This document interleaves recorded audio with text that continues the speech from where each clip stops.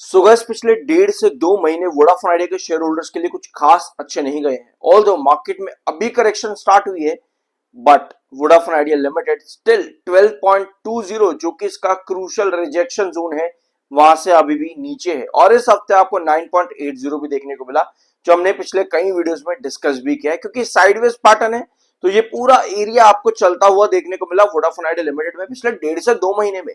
लेकिन जिन खबरों का इंतजार रहता है वोडाफोन आइडिया लिमिटेड के अंदर, जैसे एजीआर पर कोई खबर आ जाए या पर कंपनी फंड रेस पर कुछ अपडेट दे दे। अब इस समय आपकी एजीआर पर एक और अपडेट आ चुकी है। डॉट ने रीअसेसमेंट कमेटी बनाई थी 2 मेंबर्स की। अब वो रीअसेसमेंट कमेटी ने पूरी रिपोर्ट देनी थी ट्राई को, और उसके अकॉर्डिंगली वोडाफोन आइडिया के ऊपर कोई डिसीजन लेना था। अब आपके पास अलग अलग आर्टिकल्स, अलग अलग न्यूज आपके पास देखने को मिल रही होगी। कोई आपको बोलेगा कि 30% कट हो सकता है वोडाफोन आइडिया में एजीआर ड्यूज, तो कहीं पर आपको देखने को मिलता है कि 60 से 65% डॉट यहां पर कट कर सकता है वोडाफोन आइडिया की लाइसेंस फी। अब ये दोनों ही रिपोर्ट क्या अलग अलग है, या फिर इनको 30% दिखा करके फिर 60-65 दिखाया जा रहा है? क्या ये न्यूज सीएनबीसी आवाज या फिर आपको अलग अलग मार्केट सोर्सेज की तरफ से एक खबर जरूर देखने को मिल रही है। और ये खबर वोडाफोन आइडिया के लिए बहुत बढ़िया है। ये न्यूज वोडाफोन आइडिया के लिए बहुत बढ़िया है। बताया जा रहा है कि सरकार ने जो कमेटी बनाई थी वहां पर 27,000 करोड़ का कर्जा वोडाफोन आइडिया का माफ किया जा सकता है। 27,000 करोड़ ये देश के लिए, किसी भी देश के लिए बहुत बड़ी बात होती है। अब ये अमाउंट अगर यहां पर रिलीव किया जाता है वोडाफोन आइडिया लिमिटेड को, तो ये डिफरेंट स्टेजेस पर किया जाएगा।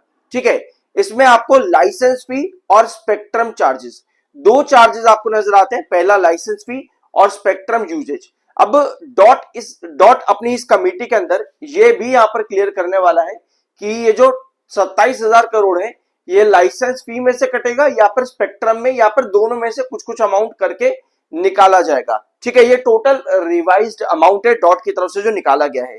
अब एक पॉइंट आप लोगों को और मालूम होगा, मैं आपको यहां पर बताता हूं एक बार। गिव मी 1 सेकेंड, शायद वो अगले वाले स्क्रीन पर है।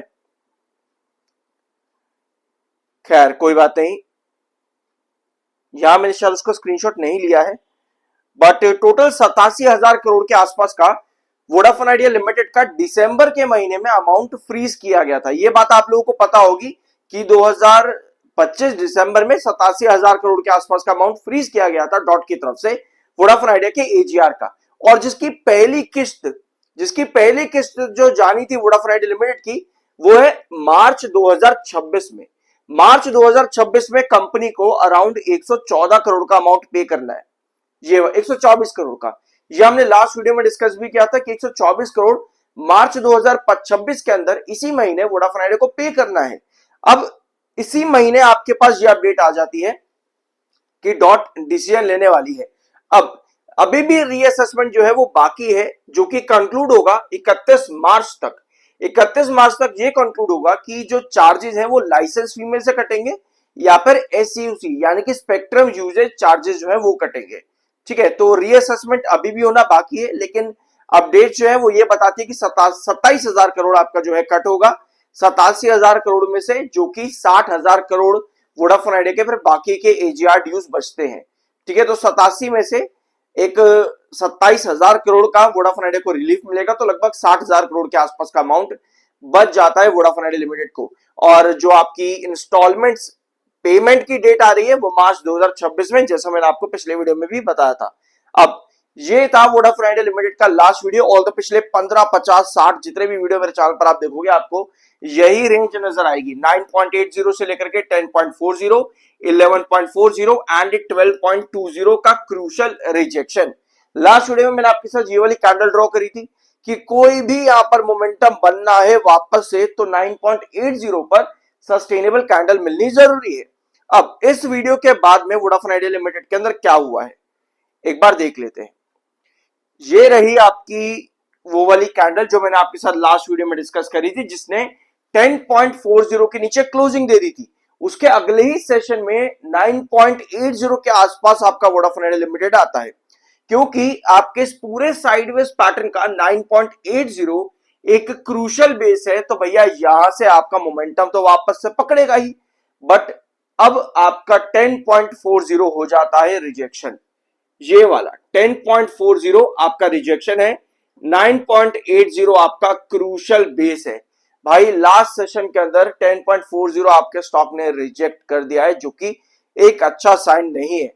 बट क्योंकि खबर वोडाफोन आइडिया लिमिटेड में पॉजिटिव है, तो ऐसे में क्या 10.40 हमको कुछ इस तरह से बनता देखने को मिल सकता है, एक बुलिश कैंडल जो कि 10.40 के अंदर।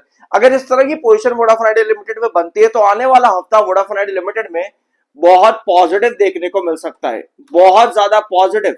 लेकिन जरूरी पता है यहां पर क्या होगा, जरूरी यहां पर यह है कि भाई वोडाफोन आइडिया कोई क्लेरिफिकेशन दे। वोडाफोन आइडिया ने कोई क्लेरिफिकेशन नहीं दिया, ये बहुत बुरी बात है, ये बहुत खराब बात है। खबर बहुत बढ़िया है, लेकिन वोडाफोन आइडिया ने खुद से कुछ भी नहीं कहा है कि ऐसी कोई मीटिंग हुई है या फिर एजीआर पर 27,000 करोड़ का रिलीफ मिल सकता है या फिर नहीं मिल सकता है, या जो मार्केट में खबरें हैं वो खबरें सही भी हैं या फिर नहीं है। वोडाफोन आइडिया ने इस पर कोई क्लेरिफिकेशन नहीं दिया। ये कमियां ना वोडाफोन आइडिया में कई बार देखने को मिली है। कोई भी एजीआर का रिलीफ आता है या कुछ भी वोडाफोन आइडिया लिमिटेड में अगर होता भी है ना, और मार्केट में उसको लेकर के खबरें हैं, तो वोडाफोन आइडिया कभी भी टाइमली रिएक्शन नहीं देता, हमेशा लेट रिएक्शन वोडाफोन आइडिया का देखने को मिलता है। लास्ट जो अपडेट थी 6 मार्च यानी कि कल के दिन, वो भी कंपनी के इंटरनल ऑडिट गौतम पांडे इनका रेजिग्नेशन आया था, उसी के रिलेटेड अपडेट है, ये कल के दिन थी। इसके अलावा आईसीआरए ने अपनी रेटिंग अपग्रेड करी है कंपनी के लॉन्ग टर्म लोन्स को लेकर के, BBB नेगेटिव से BBB तक। तो ये भी कंपनी के लिए पॉजिटिव न्यूज थी वोडाफोन आइडिया लिमिटेड के अंदर। ठीक है, टेक्निकली स्टॉक न्यूट्रल है, 40.8 का एमएफआई है, 36.7 का आपका आरएसआई है, और रेटिंग लोन्स को लेकर के पॉजिटिव करना ये कंपनी के लिए फंड रेज के दरवाजे खोल सकता है, जो कि एक और पॉजिटिव चीज है वोडाफोन आइडिया लिमिटेड के लिए।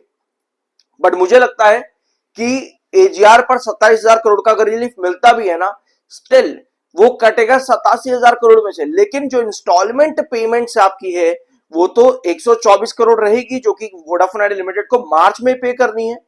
तो एक अमाउंट का प्रेशर कहीं ना कहीं वोडाफोन आइडिया लिमिटेड पर पड़ता देखने को मिल सकता है।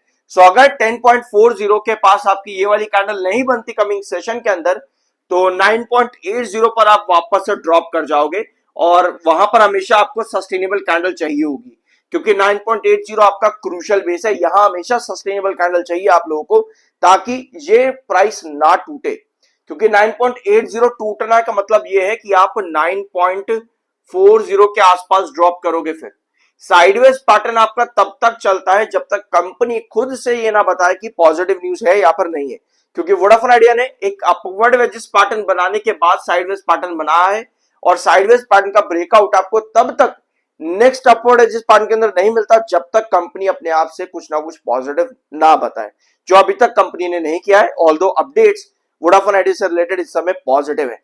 लास्ट वीक एरिक्सन ने भी वोडाफोन आइडिया के साथ पार्टनरशिप एक्सटेंड करी, जो कि वोडाफोन आइडिया के ओवरऑल किसके ऊपर, केपेक्स प्लान के ऊपर, यस केपेक्स के ऊपर काम करेगा, मदद करेगा वोडाफोन आइडिया लिमिटेड के। तो लास्ट हफ्ते भी आपके पास पॉजिटिव न्यूज थी और अभी भी पॉजिटिव न्यूज है, बस कंपनी की तरफ से क्लेरिफिकेशन आना जरूरी है। आई होप कि ये वीडियो आपको अच्छा लगा होगा, कुछ जानने को नया मिला तो एक प्यारा सा सब्सक्राइब जरूर करना। I am NISM 7 certified. मिलता अगले वीडियो में।